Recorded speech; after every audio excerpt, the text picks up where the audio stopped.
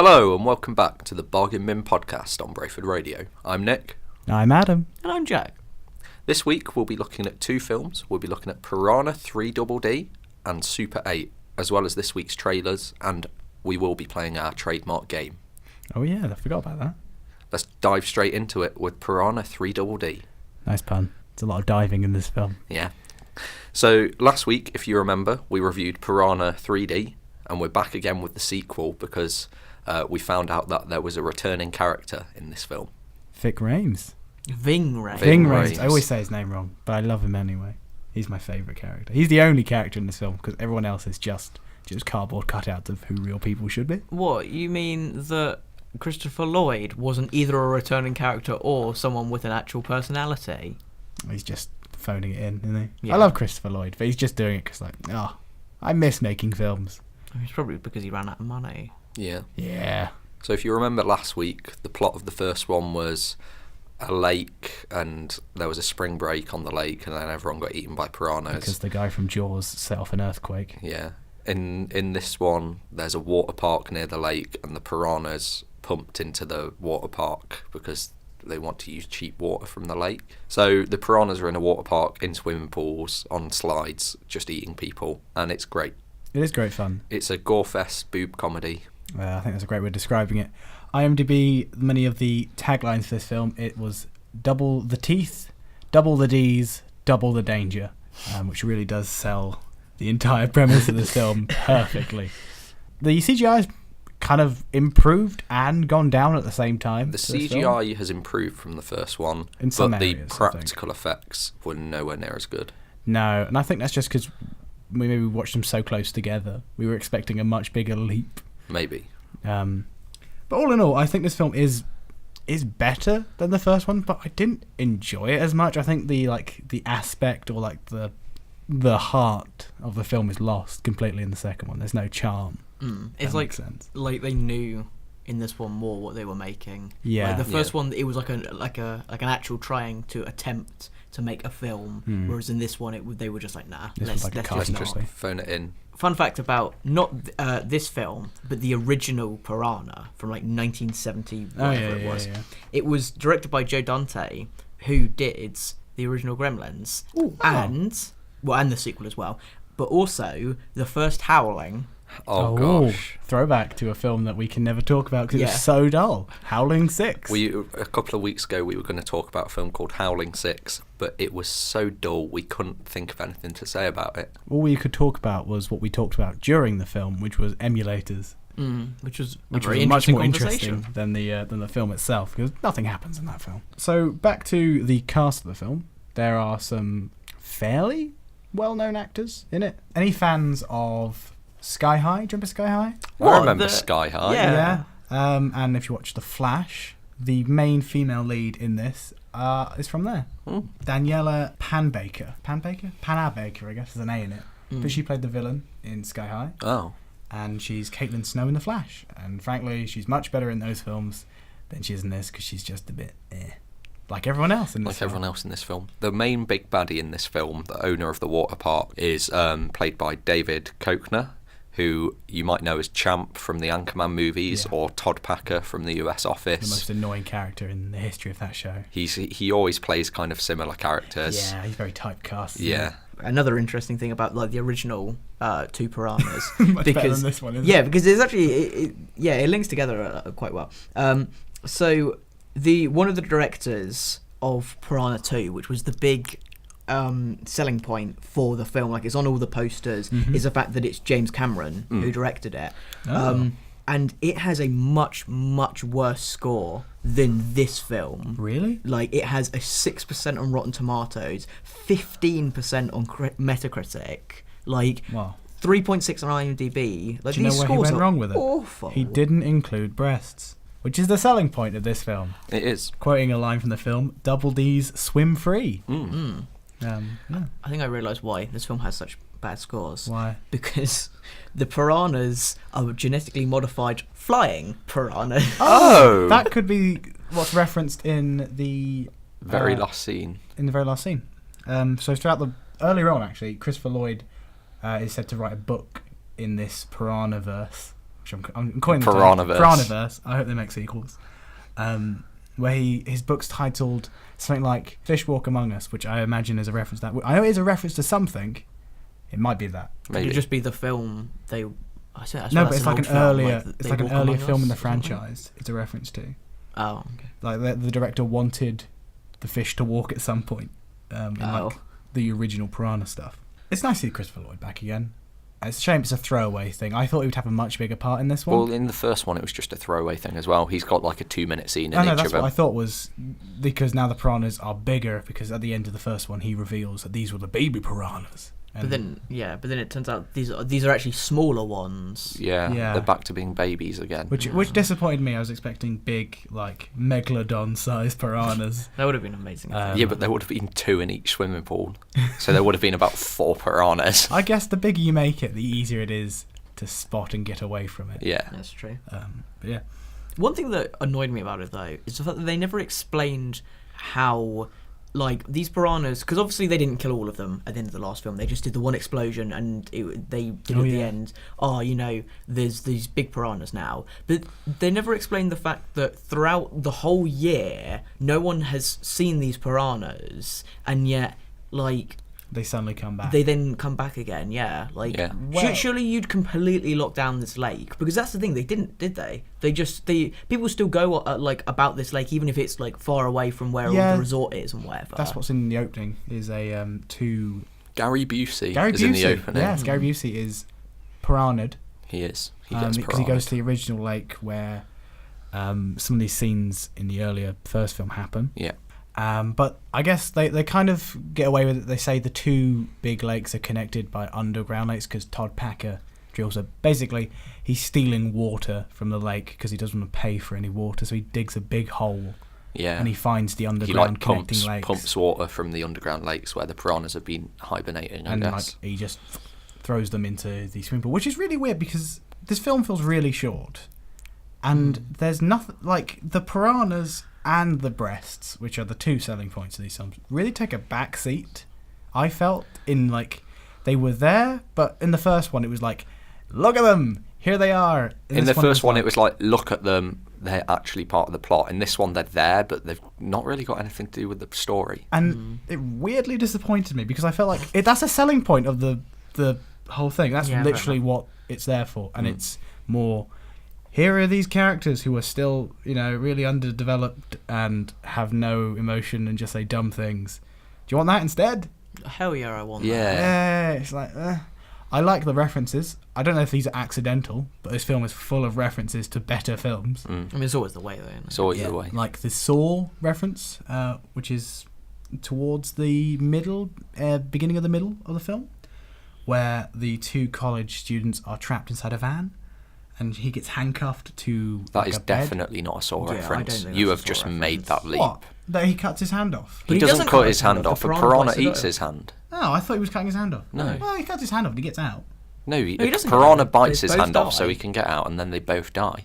Ah. You're just making a giant But leap. can you not see the connection between handcuff to a metal It's thing? got a handcuff. It's Saw.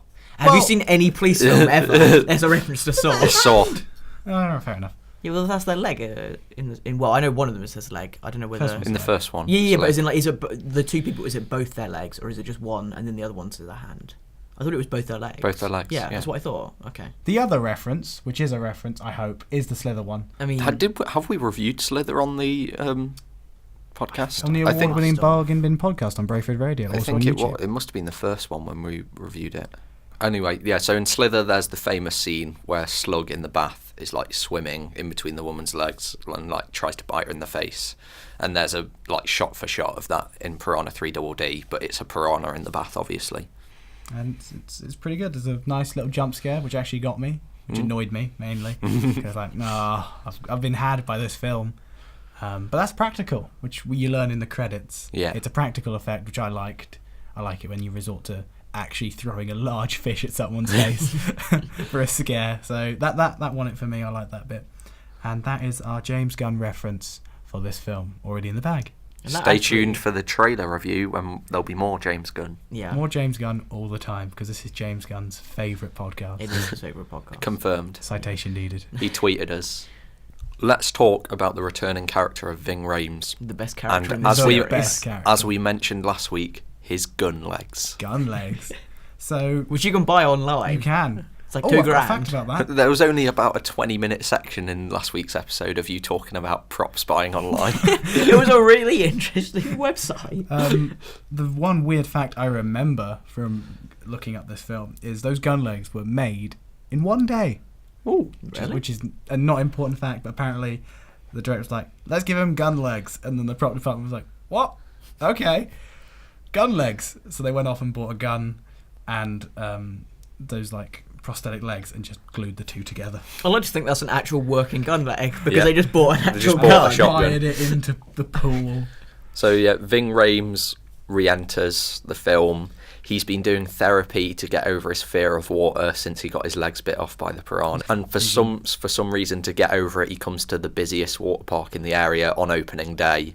Yeah. He's not brought there though. He's brought there by the camera guy from the first film, the one with the gap in his teeth. Oh yeah, With And the sun with cream on his sunblock, nose. which is weird that he returned and none of the other because characters he in the definitely film. died. Did he? He What happened to him? definitely Yeah, died. because he wasn't on the rope bit, was he? He fell off the rope bit. Another woman fell off the rope bit. Oh yeah, Yeah, because she got. But I don't like. I remember him being on the boat, then I don't remember him being anywhere else he's in that film. definitely dead. So, But anyway, I don't think continuity is a thing to worry about with the piranha movies. the Piranhaverse. Yeah. Thank you. Yeah, he definitely died then because he didn't Yeah. go on the rope and that boat exploded, didn't it? Oh my god. But anyway, he somehow magically survives and comes back with Ving Rhames in a wheelchair. And there's this whole like comedy scene where he's going to push him in the water to get him over his fear of water, and they're arguing. And then the piranhas come, and Ving Rhames goes, "Get me my legs." It's the best line in this film. Well, one of the two best lines in this film, I think. And it's delivered with such power. I was so excited. I thought this was going to take ages for that bit to appear in the film. Do you know who also appeared in this film? No, Jack, please tell me. It was the one, the only, David Hasselhoff. The It was. Hofmeister, yes. Which The Hoff himself. I like how he played himself, how he felt doing this film. Yeah. Like just not wanting to do it at all, just sighing like, how far have I fallen? Although he does have that moment where he's introed with sleeping with two women for no apparent reason. That intro does nothing. It's just, Except give him an ego boost. yeah, I reckon he wrote that bit. Probably. He plays the piano. It's very strange. He's in the film because he's like doing the grand opening of the water park. He's there as a special guest. And then he just kind of sits and watches everyone get eaten by piranhas. Yeah, he's literally just sitting on a lifeguard tower. chair, tower thing, and just watches people. I thought like that he hadn't realised what was going on, but then no, there's just he just shots knows. like in front of him of people getting ripped to shreds whilst he's just sitting there, just But going like, I love that he has this weird character arc where he meets a kid called David and is inspired by this kid not knowing who he is to suddenly save him when he's in danger. And it goes into the Baywatch slow motion. I mean, he does a little joke where he's out of breath. And then Yeah. he proper goes for it. He runs in, he picks him up and he carries him off. The kid doesn't care. It's really good. I love that bit. It's the jumping the shark moment for this film. It's like, yeah, we get it. We know what we're doing with this film. Here we Yeah. go. Although I think the last film had like enough self-awareness to warrant being in a film, and then it also had the actual plot. This Whereas is this was so just self-aware. self-aware. There's no plot. It's That's what all the reviewers said But and then- panned it for it. since the David Hasselhoff Baywatch scene. From then, the movie just goes into overdrive with crazy stuff. There's a character who does unspeakable things in the swimming pool and gets a piranha stuck up his bottom, and another character has to pull the piranha out of his bum. My favourite scene from the whole thing is when the owner of the water park sees all the piranhas and he's like, "Oh God, what have I done? What have I done?" He runs into his office, grabs a box full of all the money from the water park. probably about $50. Yeah. he all then in ones. he then runs out and starts running towards a golf cart where he's going to get in and try and escape. But he passes a little girl who's like kneeling next to her mum's dead body, and she's crying. And he just looks at the little girl. He's obviously all sad because he knows it's his fault. He just hands her a fistful of dollars and then jumps in the golf cart and tries to drive off. But the golf cart's in reverse and he runs over the little girl. It's insane. And then to make the scene even better, he puts it into first gear and then bombs it in the golf cart into like a line of bunting, a line of flags. Just a normal line of Just a bunting, normal- not razor wire. Not razor bunting. wire, just a normal string of flags, and it slices through his neck, and his head goes flying off and lands in between the breasts of one of the swimmers. It's something else. Beautiful. I That forgot whole about scene. I forgot about This the... film is whole- just set yeah. piece after set piece of weird stuff happening like that. That whole scene is amazing. You look that one up. It's the best bit. I liked the really obvious foreshadowing of the trident. Like, oh, he can stab things really good, like Aquaman. Hope that comes into play later. And he does, which is good. Now, there's a bit in that, there's like a section in that scene which I still don't get. And I imagine it was like alluding to like another film that they were going to do. The piranha which is about to eat Mandy, who's Daniela's character, when she's like being drowned at the bottom of the pool. Yeah. There's a piranha going for it, and then another one comes along and eats it. That's never brought up again, and it's just kind of like, that happened. And then obviously Trident comes down and stabs one of the other piranhas. Why is that never brought up? That's a really cool thing that they're cannibalizing. Because they mentioned that in the first one. Yeah, but they they said don't do how anything have the piranhas survived? They've been eating each other. Yeah, but the one that ate it was a much bigger one, and I was thinking like, oh, Maybe it's one of the ones from the end. yeah, that's what I thought was like. There's only 45. If this film felt like it was 45 minutes long. It's like, oh, this is the middle. We're gonna have super piranhas now. No, then it ends, and it's just like, ah. But the ending scene we can talk about is amazing. So after you think the day has been saved, everyone's out the water, everyone's alive. Oh yeah. I remember The now. main character gets a phone call from Christopher Lloyd, the scientist, and he says, "I was right. The piranhas can walk." And the piranha he's been keeping since the first film has broken out of his little glass cage and walked off, I guess. Yeah. But yeah, we see a piranha kind of flopping onto land with little flippers, kind of waddling along. And the kid that David Hasselhoff saved goes up to it to take a photo. And the piranha leaps off the floor into the kid's face and bites the kid's head off. Just this shot of this lifeless body of like an 8-year-old with no head and everyone looking at it. And David Hasselhoff, He looks over from his watchtower and just says, "Little ginger moron." but I was not expecting them to show a kid's head being bitten off. I mean, where else can you go after you've had, boobs being eaten by piranhas and piranhas inside places where they shouldn't be eating things that they shouldn't have been eating? That's the only place you can go, really, isn't it? It's just a shame there's not going to be a third one. 'Cause it's You never quite know. sad. I hope there is. I hope it's just... This was 2012, so Oh, it's there's- been six, there's 7 definitely gonna be- years. Make another one because this made no money. Yeah. Do you know how much it grossed? So it had allegedly a £5 million budget. Sounds Dollar. about right. Dollar budget, right? So that's extras and hiring out a pool, Yeah. whatever. It grossed in the US 376,000. Oh, that's not good. However, worldwide... Worldwide, it made a Eight. lot of money worldwide. 8.5 million. I mean, yeah, that's not that much, though, for, Oh, yeah. for a... That's That's like not- 3 that's not million a good- return. Yeah, it's not which means great. that... So they're never going to make another one of these. However, there are rumours of there being another one, but it's...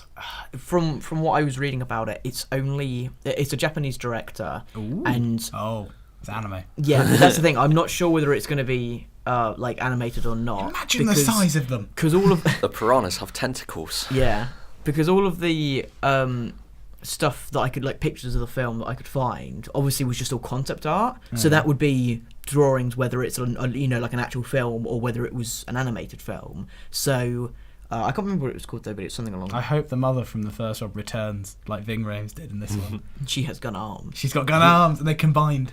He's got taser arms. What was your favourite death of the film? Was it Todd Packer's death?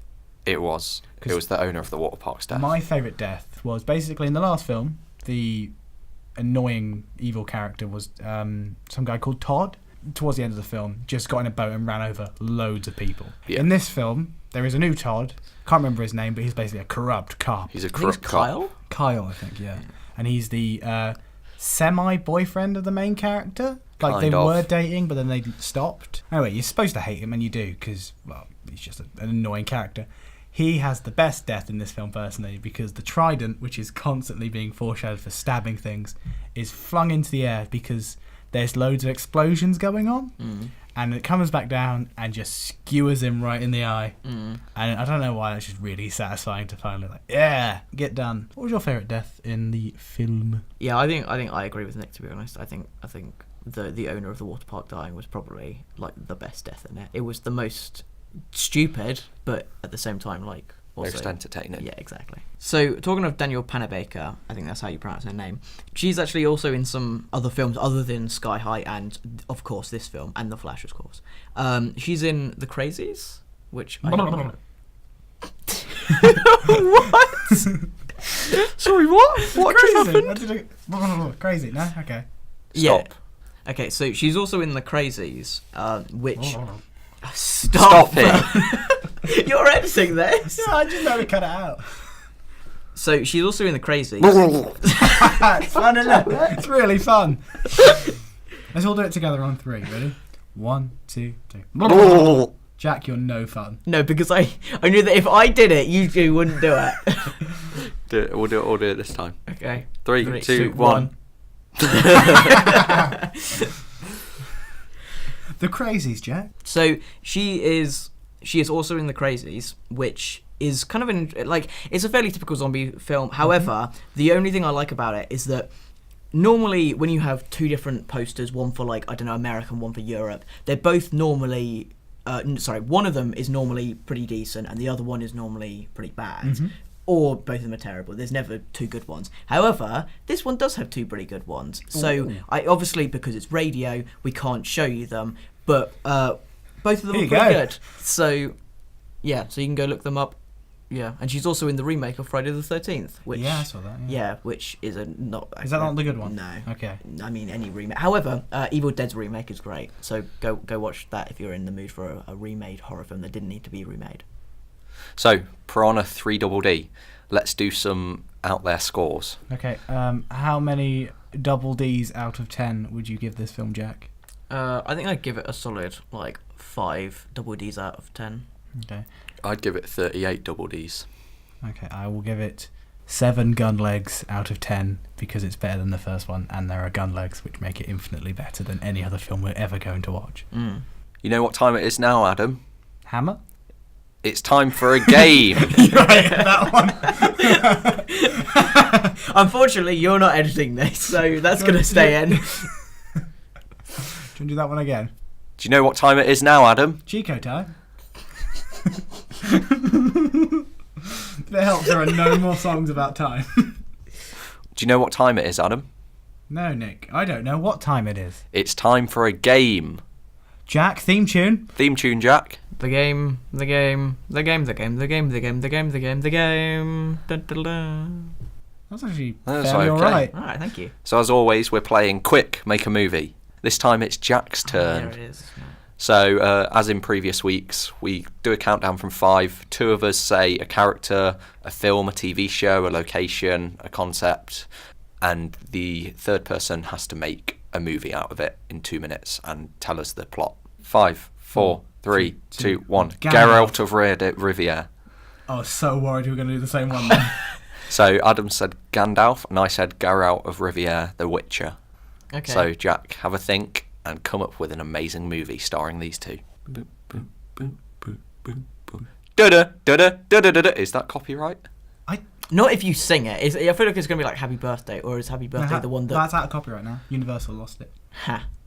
Okay, are you ready, Jack? I'm Yeah. ready to hear this movie. Go. Okay, so Gandalf is obviously going on the quest with the hobbits and the Fellowship of the Ring to go and get rid of the ring. And as they're walking along, they go into the mines as per usual. Yeah.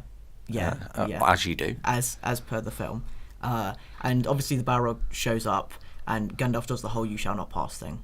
And all the hobbits run away, but Gandalf is still standing there because at this point he hasn't fallen off. Bit of a deviation from the film.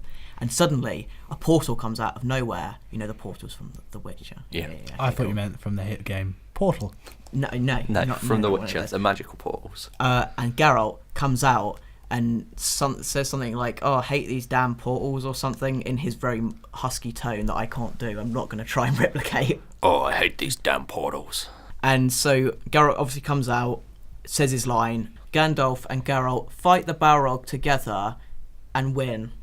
And so Gandalf never becomes Gandalf the White. He just stays as Gandalf the Grey. He never helps the Fellowship again. Nope. They all die. Yep. And he goes on adventures with Exactly. Geralt. However, no. Apart from the last bit, because Geralt then helps the Fellowship, and Gandalf does his own thing. Whatever, I don't care about him. But Geralt goes and helps the Fellowship, and so it's not actually. Can't remember her name. Is it Eowyn? So instead of her killing the dragon, Drake, whatever, it's actually Geralt. The Witch King. Yes. Yeah. That's Geralt. Because I like to think that. But then you don't get the don't female care. I empowerment don't care. bit from Return of the King. Because Geralt Do you hate killing women? Jack, why do you hate women? Shut up. And It's what is the name cool. of this Oh, film? yeah. What is the name of this film, Jack? So the title is The White Wolf and the White Wizard 2 Electric Boogaloo. Wow, Jack, that was a really good title. And that was the end of Quick Make a Movie. Jack, outro theme song. Which I just stole from another podcast. Now is the time in the podcast where we look at 3 trailers that have come out in the previous week. So this week we're looking at Godzilla, King of Monsters, Avengers Endgame, and Brightburn. Ooh. So we'll start with Godzilla, King of Monsters. I'm so excited for Loved this it. film. I loved the first one, even though Bryan Cranston's only in it for 30 seconds. I still loved it. I'm pretty excited. I still haven't seen the 2013, Worth it. is it 2013, 2014 14. Godzilla film? Because it just kind of passed me by. I was never bothered by it. And when the first trailer, the Comic-Con trailer came out for this Godzilla King of Monsters, I was like, I don't really care. But this trailer really hit me and I was like, oh my god, look, it's Hydra, it's Mothra, it's the pterodactyl one, it's all of them. Oh. It's going to be good. And it looks pretty cool. Well, I think my favourite thing about it is just the scale of everything. That's what they nailed with the first one, is he felt huge, which is hard to do with a CGI lizard. They nailed it, and this is just like, oh, he's even bigger now. Yeah, it's just ridiculous. There was just there's a bit where loads of planes are going past with, I don't know what the Hydra Dragon thing, whatever it is called. The Hydra, I think it's just called the Hydra. No, I swear Hydra King. What I liked about the original trailer was when they showed Mothra and you saw its wings. It just looked really pretty. I don't know. It's like, oh, Mothra. I never got how Mothra could be a big scary monster because it's just a moth. But in this trailer, it looks really cool. Yeah, it looks really one good. of like the semi-good guys. Yeah. I think from what I vaguely remember about this lore. Because I remember there's a Godzilla versus Mothra movie from ages ago. But I think the plot of this one is like the world's governments and armies are using Godzilla as an ally against the new monsters that have come out. Which I'm glad they're doing, because that's what I felt like they were going to do, because it's their whole Godzilla universe. The Zillaverse. Is this connected to Kong Skull Island? Yeah. So, at the very end of Kong Skull Island, in the post-credit scenes, they go into one of the caves and they show cave paintings of all the monsters. ooh, Allegedly, there is going to be Godzilla versus King Kong, and allegedly, there was a rumour when they first made the first Pacific Rim film, it's all owned by the same company, ooh, that they were going to do Pacific Rim Pacific robots Rim versus Kong, that. See, which is just amazing because it's so dumb. I'd be excited for that if the last one wasn't terrible. Oh yeah, the last one's So, if Guillermo del So- Toro is back on board Well, for it, which he that's- never will that's because what he's he got like a said. million films in the works. It was like the rumour was when he came on board for the first one, it was like, oh, he likes monsters. Oh, monsters, you say? I'm so excited for this film. If the CGI is good, which it looks to be in the trailer, yeah. It will then be that's all it even matters. even if it's not a good movie, it will still be one of those you can just turn your brain off and watch monsters beat the stuff out That of is each the other. one criticism with the Godzilla 2014 is there are a lot of sections where it's just people, which is like, eh. no one wants. I just want to see some giant lizards But when the giant hitting lizards each other. are fighting in the first one, it's really good. So hopefully they've learned and kind of.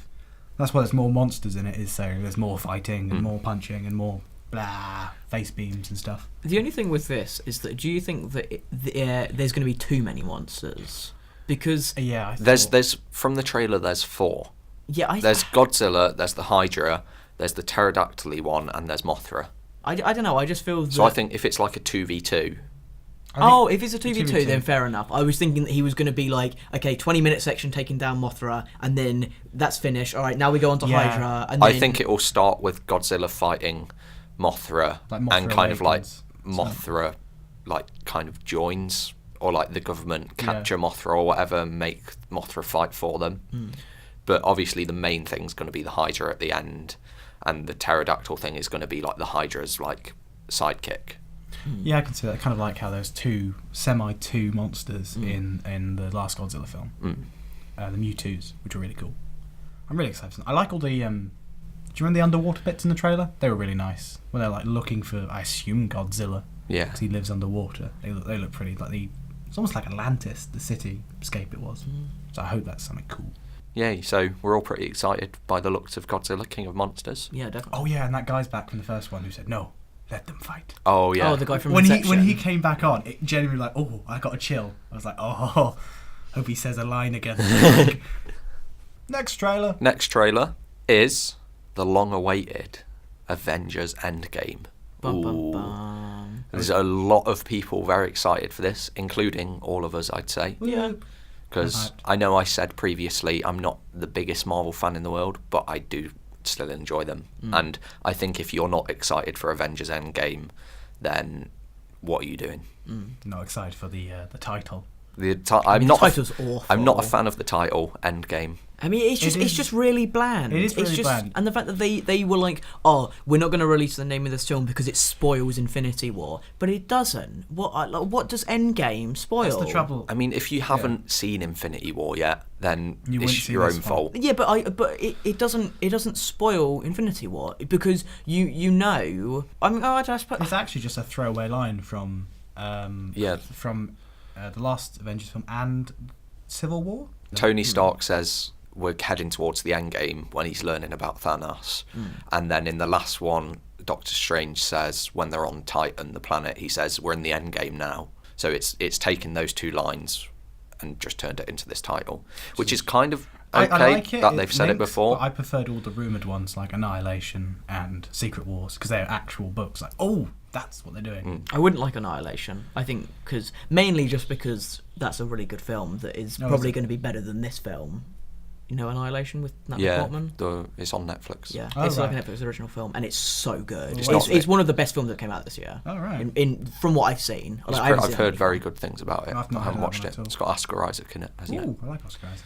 Anyway, Avengers Endgame. We don't really learn a lot from this trailer. Yeah, there's nothing important apart from Hawkeye. There's two things to take away from this trailer, really. The first one is Hawkeye is back As Ronin. so we can assume his family all died in the snap and he's gone mad and become a ninja. Or it's his bow and arrows which died, in which case that's Maybe. why he's got a sword. And the second one is we see Scott Lang, Ant-Man, back at the end, who got snapped at the end of Ant-Man. No, He didn't get snapped. He got trapped in the quantum realm. Yeah, and then That's everyone it. else got snapped, so So no he one couldn't could get out. So he's out the quantum realm. So we'll be learning some stuff about that, which should be interesting. But the rest of the trailer is just Captain America and Black Widow kind of being sad. And at the start, it's Tony Stark lost in space doing his gravity solo movie. I heard the stuff that he's done for that. Oh no, okay. He did some training with divers to test like how long he could physically hold his breath for to get into the role, and he nearly broke the world record for holding your breath really? to do his scenes. Apparently, Wow. He was like a few seconds off. He just came back up. See, this Allegedly. is This why is Instagram facts. for you. this is why I want to be. I mean, I don't actually want to be an actor, but I think it'd be really, really cool if you were like a proper big actor. And so for getting into all of these roles, you could just be like, yeah, I need to learn how to do insert whatever you need to learn. Like Taron Egerton learning how to do The bow and arrow skills for the Robin Hood movie. Yeah, exactly. That film is not very good. Oh, is it not? Has it come out? Yeah, some it's come reviewers out and no I one's- listened to have seen it and they've went, whoa, that happened. Let's never go and watch that again. They're ruining my culture and my heritage. Nottingham born and bred. I should play Robin Hood. Yes, I think you'd be much better in Student the role. film? Huh? But another thing about this film, from the trailer, have you heard all the things that people are petitioning NASA to go and save Tony Stark? What a mess. Elon Musk is already on it. He's got a submarine. Can finally use that submarine. I'll put rockets on it. So yeah, Avengers Endgame. We learnt the title. We learnt it's coming out in April, which we pretty much knew It's anyway. always April. Not learnt much, but we're gonna go see it. It's gonna be good. I do like though in the trailer that they don't show much. I think they just like it adds to it more than it takes away. I think it would have been amazing if they just put out a poster with the name and the release date on, and then no trailer. Yeah. Because I don't think you need a trailer to get anyone excited. true. I think having showing people a trailer after Infinity War kind of takes away from the suspense and the excitement in some way. I think though with the average person though, that if they see this trailer on Facebook, on Twitter or whatever, and then they see the release date, they'll be like, oh nice. But if they just see a poster, I don't know, like watching a trailer, I feel that gets people excited. Also, I think they're really good. Marvel are really, really good at picking the right date to release the trailers. So I don't know if you follow it on Twitter. It's literally been for the last 2 weeks. Every other actor has gone, it's probably soon. And like, there's been like people demanding it and doing it, and there's like just before people stop caring, Boom, trailer. Perfectly done.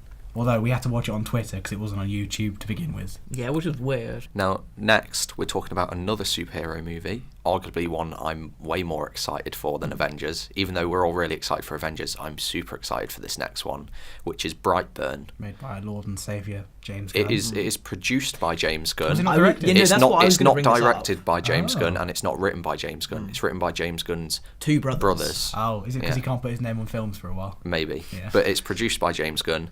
And Brightburn, the concept for it is, what if when Superman landed and was taken in by that family, what if he turned into a weird kid What if he's a psychopath? and went crazy? Yeah. It's a horror superhero movie, which is super exciting because me and Jack both love horror movies and we're both big superhero fans. And to see the genres finally being combined, just from this trailer, it looks great. Because like the closest we've gotten to a horror superhero film up until this point is what, maybe Blade and Blade, you were maybe very Venom. close. Venom, Last yeah. year you would have been very close with New Mutants, but that's never coming New out. Mutants is never coming out. When it was released, like, oh, horror X-Men, cool, never coming out. I don't know Like, about this. it's I still mean, I on know the- of the- There was a teaser for it Yeah. about 2 or 3 years ago. It's still on the billing, but it keeps getting pushed back. It's because Like of the Dark whole Phoenix. Fox being sold. Yeah, I reckon yeah. it'll be pushed back one more time, and then you'll never hear it again. Like Dark Phoenix is going to be like a launch title for Disney's interactive Netflix service. Oh, is Well, it? that's That's the not rumours. official, but Oh. that's what people are guessing. Yeah. But anyway, Brightburn, it looks amazing. Go watch this trailer. Yeah, it's so cool. It looks so fresh and so different. I know everyone loves the Marvel universe. The DC stuff has kind of gone Rubbish. downhill, but might be coming back up with Aquaman and Shazam.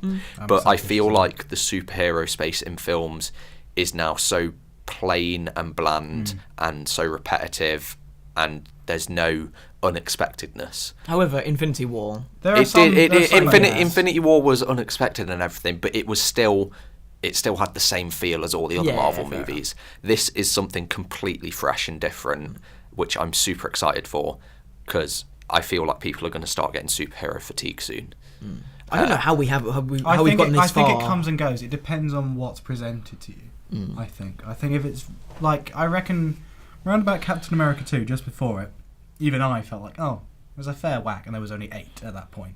But then Russo brothers did Captain America 2, which is, it's darker, it's grittier, it's more violent. Captain America 2 still the best Marvel movie.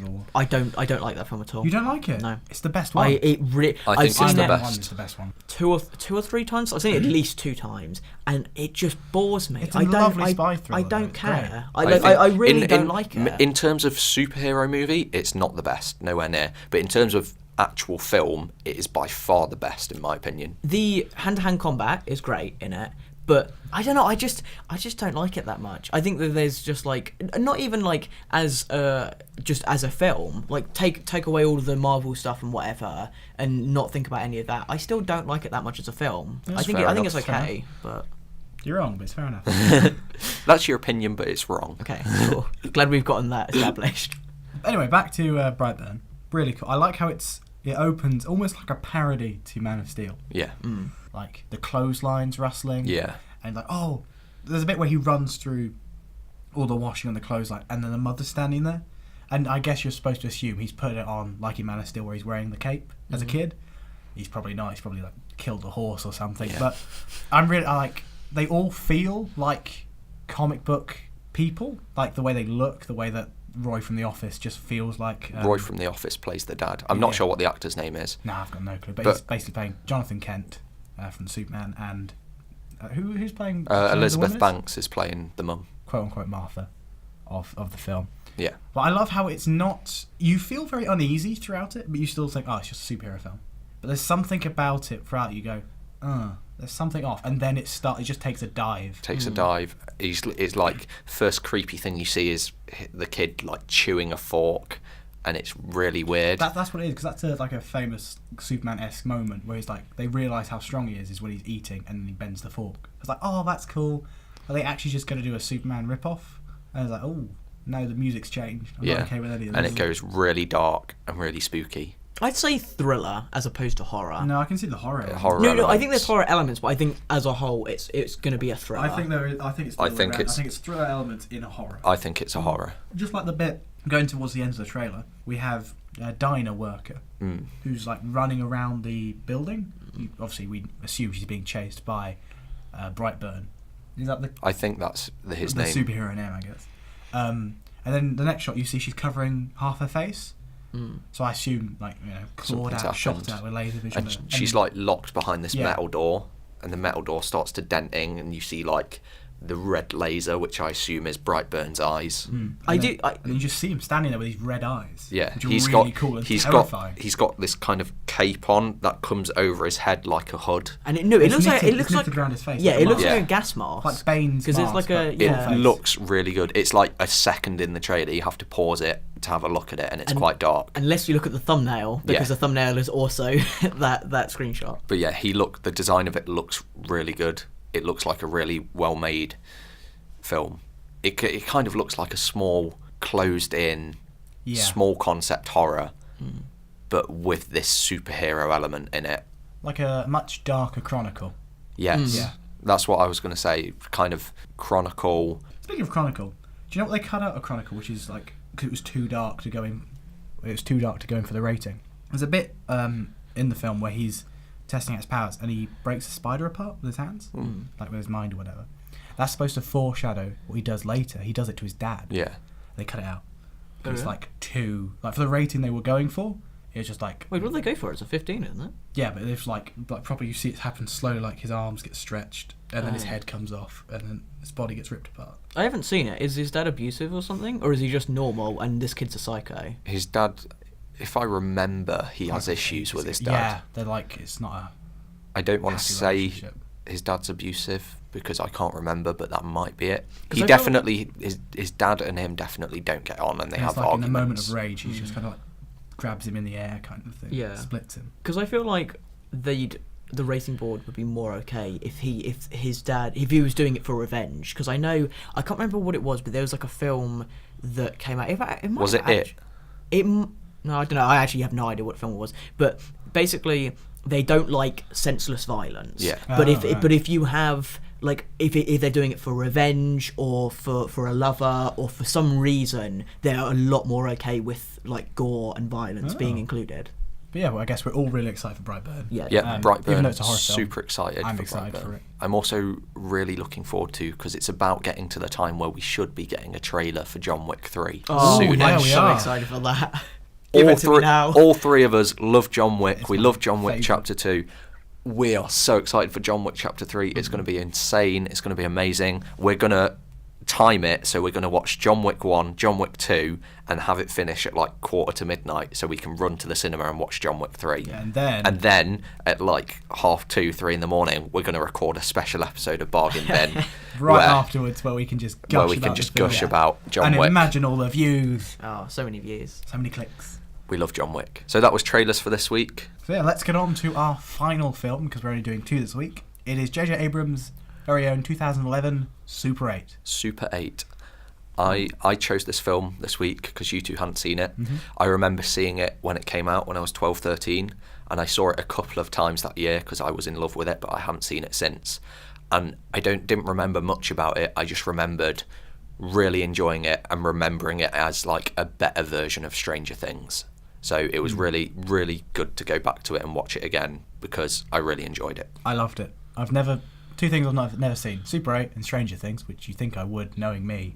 It's everything I love in TV shows, and this is brilliant. I'm really worried that I'm going to watch it and not like Stranger Things now because this exists. But wait, you haven't seen Stranger Things? I went to go start it, and I was like, oh, they're doing some D&D stuff. I like this. I'll get back to it.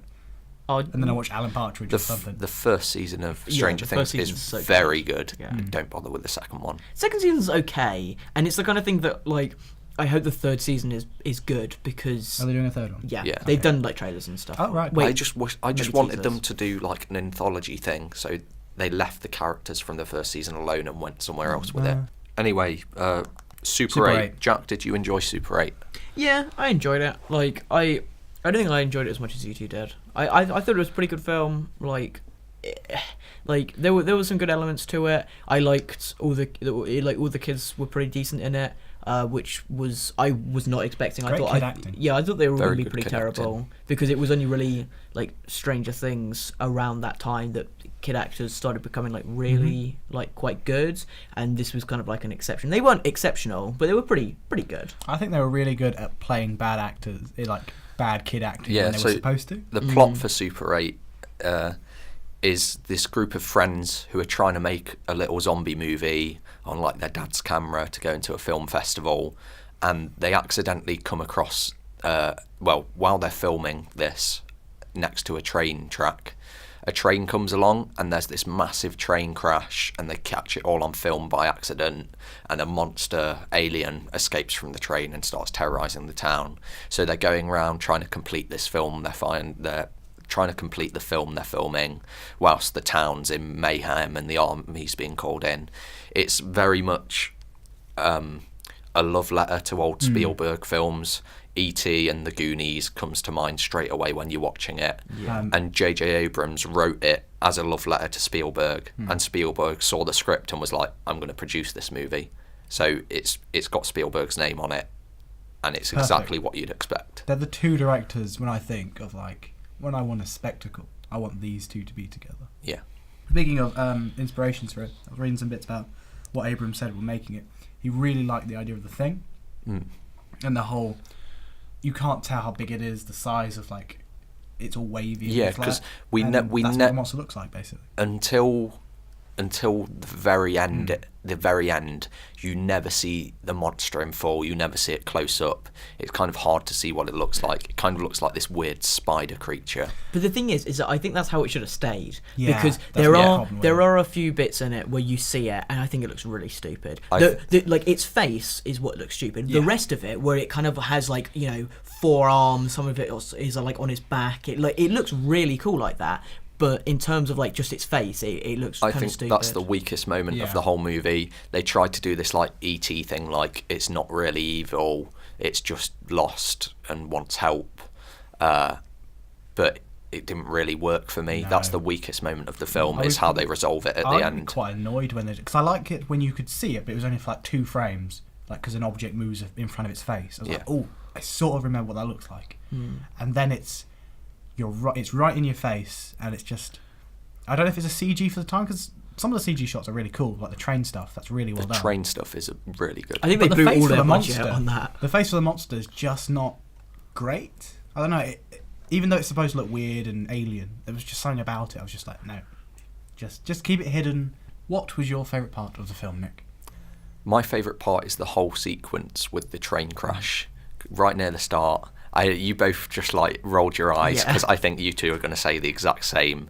Because it comes out of nowhere, you don't expect it, and it's this amazing scene where you're just watching this train being destroyed and flung about. There's explosions everywhere, there's carriages rolling about, and it's these kids with their film equipment like running about screaming, almost being hit by train carriages. It's insane, it's intense, it's so loud, and it's so over the top, and it's just a great scene I in love my how it opinion. escalates so quickly. You think what happens is a pickup truck drives onto the train tracks and just hits the first carriage, and there's a small explosion. You think, oh, okay, it's just going to stop that. But no, suddenly then the front bit explodes, and then the other bit explodes, hits the other one. All the carriages kind of back up into each other and derail. Flung into the. My favourite bit is like a Rube Goldberg machine, where one trailer smashes into like an oil tanker. So the oil tanker's like at 45 degrees, and then another trailer just hits the back of the oil tanker and it flies off, and then just lands and explodes. It's the sound. There's something about the sound there. I mean, it's like a gong. I loved it. I love it so much. Just caution if you watch Super 8, like when you see the train on the tracks coming, turn your volume down because it suddenly gets extremely loud, which is kind of the effect and the point, and I love that. but it is very over the top and And I it think does hurt your ears. There's like I a think if- grating bit. It's like, that's pretty intense. I think if it went on for maybe like 10-20 seconds, it'd be okay, but it doesn't. It goes on for like a full minute. It's like of a just minute and a half of explosions. explosions and these trains being flung about. It's super cool. I like how there's the fake out in it. There's like, oh my god, there's some blood. And I was genuinely worried that there was a kid dead. And I was like, oh, I've grown to like these characters. I was like, no, don't be the fat one. I liked him. And then they appear like, who is dead? And it's just a makeup box. It's just a It's makeup like, box they thank have for God. that film.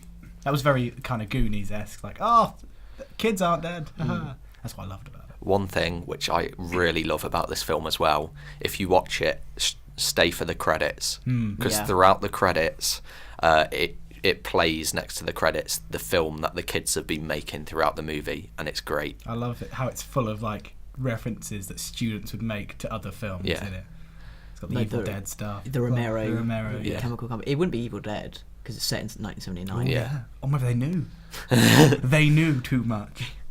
But yeah, Super 8 as a whole, it's got so much charm to it. It's got so much nostalgia. I just really enjoy It's it. got like kind of that 80s. The villain is a villain.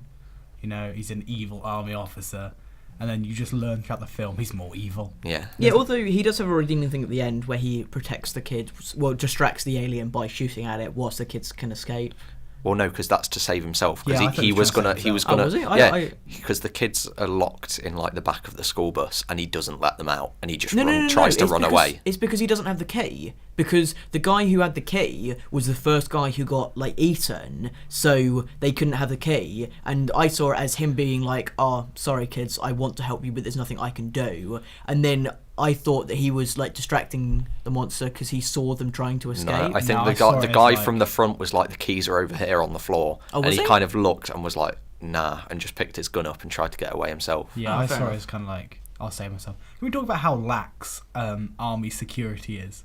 When they were filming, they're filming a scene outside the teacher Whitbourne? The guy Whitbourne? who drove the pickup truck into the train and caused the explosion was a teacher from the school, a biology teacher, Yeah. who had suspected that there was an alien being transported on this military No, train. yeah, he Spoilers, knew. He because knew. he worked with the company and he was like psychically bonded with the alien. Yeah. In the middle of the film, the army go in to like raid his house to see if they know if he's got any like material on the monster. And the kids just stumble across these army officers all around a house and just film a scene there. And one of them's dressed in army fatigue and got the little hat from the army are just walking behind him. No one goes, "Why are you filming?" Until the main bad of the film just looks out a window and just happens to see them there. I love that. That's the charm of like a film in the 80s where it's like it doesn't make sense until it's supposed to. And that's what I loved about it. There was these just made me really happy. So Jack enjoyed Super 8. Me and Adam really liked it.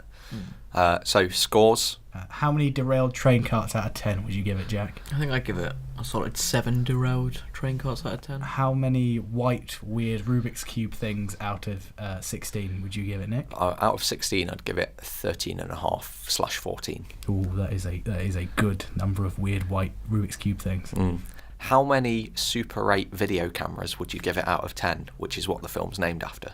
I was wondering why it was called Super 8 until the film. Because it's like the kind of the film reel they film on and the projector they use, it's like all a Super 8 brand. That's what it's called. Oh, is it the brand? Yeah, and that's what J.J. Abrams used as a kid when he was like doing his little movies. Oh, cool. I would give it 16 Super 8s out of 10 because I've forgotten how many you told me to give it. Okay, so Super 8, check it out. Check out Piranha 3DD. If you want to. Watch these trailers, especially really good. Brightburn. Oh, yeah. Sounds great. Yeah. Get on that.